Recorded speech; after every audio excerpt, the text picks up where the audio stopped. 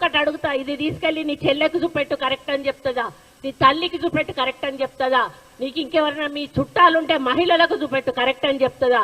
ఇది ఇంత దారుణంగా ఇటువంటి పోస్టులు పెట్టి ఒక గిరిజన మహిళను, ఒక బీసీ మహిళ, నేను ఒక బీసీ మహిళ విజయలక్ష్మి గారిని ఈరోజు ఇంత అవమానంగా, ఇంత అసభ్యంగా మమ్మల్ని ప్రచారం చేయడం అనేది చాలా దారుణం.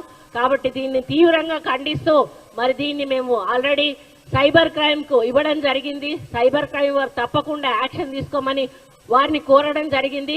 ఇక ముందు ఇట్లాంటి పోస్టులు పెడితే మాత్రం సహించేది లేదు అని చెప్పి కూడా తెలియజేస్తా ఉన్నాను. ఖబర్దార్ కేసీఆర్, మరి ఇండైరెక్ట్ గా నువ్వు చేస్తున్న ఈ పిన్ ప్రజలందరూ గమనిస్తా ఉన్నారు. ఇంకా మీరే ప్రభుత్వంలో ఉన్నారని అనుకుంటున్నారేమో, దయచేసి అది మర్చిపోండి.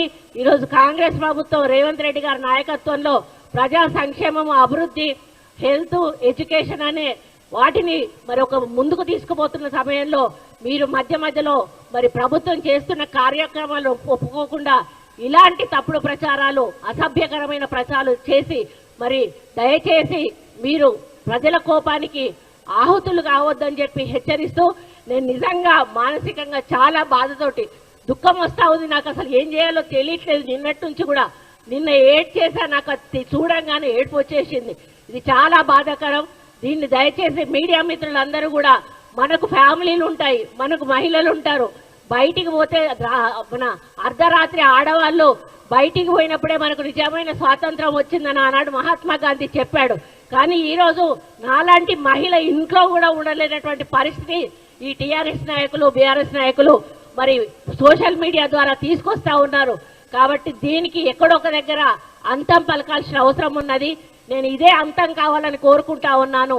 దీని తర్వాత ఇటువంటిది ఏ ఒక్క పోస్ట్ పెట్టినా కూడా మరి దాని మీద తీవ్రమైన చర్యలు ప్రభుత్వం తరఫున కానీ మా పార్టీ తరఫున కానీ ఉంటాయని నేను హెచ్చరిస్తూ, ఇక ముందు ఇటువంటి చేయడం మానుకోవాలని మరి సోషల్ మీడియా వాళ్ళని, అదేవిధంగా కేటీఆర్ని, బీఆర్ఎస్ పార్టీ నాయకులందరినీ కూడా హెచ్చరిస్తూ, ఖబర్దార్ కాంగ్రెస్ పార్టీ చూస్తూ ఊరుకోదు.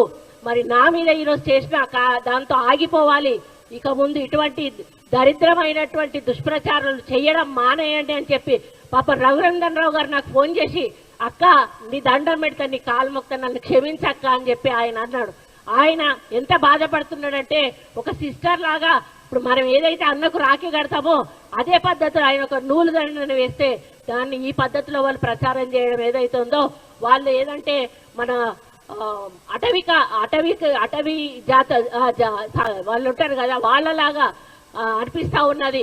మానవులు ఒక రోజు బట్టలు లేకుండా ఆకులు కట్టుకునే వాళ్ళు, ఈరోజు మనం బట్టలు కట్టుకుంటున్నామంటే ఎవరివయ్యా? మార్కండేయుడు దయ వల్ల ఆయన నూలు పోగును తయారు చేస్తాను. నూలు పోగు ద్వారా ఈరోజు మనం బట్టలు కట్టుకుంటున్నాం.